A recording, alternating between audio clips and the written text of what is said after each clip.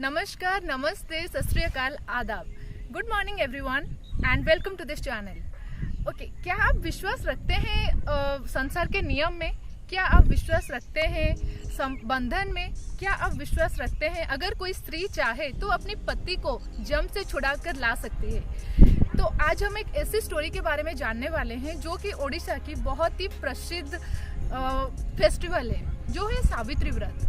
Okay, Savitri व्रत एक इसके पीछे की कहानी है। जो सावित्री जी है वो अश्वत्थामा राजा की बेटी थी और वो सत्यवान को शादी किए थे और धीरे धीरे उन्होंने जब उनको शादी किया फिर उनके साथ उन्होंने जंगल में जाकर रहने लगी और धीरे धीरे सत्यवान जी की तरफ सावित्री की ज़्यादा केयर बढ़ने लगी और वो सत्यवान को भक्ति करते थे, निष्ठा में वो उनको पूजा करते थे। उड़ीसा में ऐसे होता है कि हम हमारे पतियों को देवता समान मानते हैं और हमारे पति ही हमारे लिए देवता होते हैं। तो इसीलिए उड़ीसा की जो सारी औरतें हैं वो इसी बातों पे विश्वास रखते हैं और वो ये जानते हैं कि अगर हम ये पूजा कर सकते हैं तो ये हमारी पतियों की उम्र बढ़ाएगा। और ऐसा ही कुछ हुआ था सावित्री जी के साथ। एक दिन जब सत्यवान जी जंगल में पेड़ काट रहे थे, वो नीचे गिर गए, तो वो डेथ का टाइम था। तो इसीलिए जब यमराज जी ने आए सत्यवान जी को लेने के लिए, उनकी आत्मा को लेने के लिए, तब सावित्री जी ने उनको हाथ जोड़कर उनको कहा कि यमराज जी, ये मेरे पति हैं, उनको छोड़ दीजिए। सावित्री का इतना निष्ठा था और इतना भक्ति था उनके स्वामी के तरफ, उन्होंने उस यम से भी लड़कर उनके पति को छुड़वाए। पूजा करना सावित्री की भक्ति थी और उनकी निष्ठा थी, इसीलिए यमराज भी उनके स्वामी को छोड़ने के लिए मजबूर हो गए। ओडिशा में ये चीज़ें बहुत ही स्पेशल है। ओडिशा में हम बोलते हैं कि 12 मासरे 13 पर्व, जो कि that is 13 festivals in 12 months.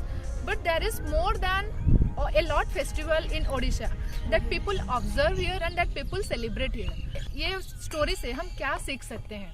अगर कोई स्त्री चाहे, अगर कोई औरत चाहे तो वो अपनी निष्ठा और अपनी भक्ति के बल में वो कुछ भी कर सकती है और वो किसी से भी लड़ सकती है अपने लोगों के लिए। तो ओडिशा में बहुत सारे कल्चर्स है, बहुत सारे ट्रेडिशन है, लेकिन ये क्यों जिंदा है? ये इसीलिए जिंदा है क्योंकि लोग विश्वास करते हैं उनके ट्रेडिशन में, उनके पूर्व पुरुषों में, और वो विश्वास करते हैं अपनी कल्चर और ट्रेडिशन में, जो कि ओडिशा को बहुत स्पेशल बनाती है। ऐसे ही आज भी सावित्री जी जिंदा है हमारे ओडिया के बहू के रूप में। करोड़ों औरतें हैं यहाँ जो कि सावित्री व्रत में निष्ठा लाकर वो इसको पालते हैं, इसको मनाते हैं। इन दिनों में उनको उपवास करना पड़ता है उनके सत्यवान के लिए, उनकी लंबी उम्र की प्रार्थना करते हैं, जो कि एक निष्ठा होती है जो एक पत्नी अपने पति के लिए करती है। और ये बात हम जानते हैं, लेकिन ये बात हम दूसरों से भी शेयर करना चाहते हैं, क्योंकि किसी को निष्ठा करना, किसी को भक्ति करना, ये एक ताकत होती है और ये ताकत हम सब में शेयर करना चाहिए। तो इस वीडियो को शेयर कीजिए। और एक बात भी मैं आपसे बोलना चाहूँगी। ठीक है, अभी सावित्री व्रत में हमको बहुत सारे सावित्री हम देख रहे हैं, लेकिन एक हमारे सावित्री है, इस पैंडेमिक के दौरान हमने देखा है कि एक औरत ने अपने पति को बचाने के लिए, जब हॉस्पिटल में बेड नहीं थी, उन्होंने ऑटो में उनको हेल्प किया, जितनी हो सके वो रियल लाइफ में स्ट्रगल करते रहे उनको बचाने के लिए। तो ये हमारे रियल लाइफ सावित्री जी, जो कि असल में उनकी पतियों की ख्याल करते हैं, जो कि उनकी पतियों की लंबी उम्र के लिए प्रार्थना करते हैं। वो सिर्फ करते नहीं हैं बल्कि वो लड़ जाते हैं बहुत बड़ी बड़ी चुनौतियों से। और ओडिशा में ये चीज़ें बहुत ही स्पेशल है क्योंकि बहुत सारे औरतें ऐसी भी है जो कि न्यूली मैरिड है और वो बहुत ही अच्छे से ये सावित्री व्रत को पालते हैं, क्योंकि ये सावित्री व्रत उनको एक विश्वास देती है कि अगर हम ये करते हैं तो ये हमारी पतियों की लंबी उम्र हो सकेगी और ये हमारी पतियों की सुरक्षा करेगा। और ये बातें आप सब तक पहुंचाना ये वीडियो का मिशन है। और इस सारी राज्यों में कुछ ना कुछ खासियत होती है, सबकी स्टेट में कुछ ना कुछ अलग चीजें होती है जो कि उनको स्पेशल बनाती है।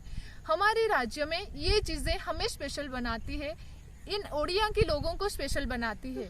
इस वीडियो को आप दूसरे लोगों से, अपने फ्रेंड्स से, अपने फैमिली से शेयर कीजिए और आपकी स्टेट में क्या खासियत है, क्या स्पेशलिटी है, हमें कमेंट्स करके बताइए। अगर आपको ये वीडियो अच्छी लगती है then do share it and subscribe to this channel, and thank you for watching this and thank you for giving your time.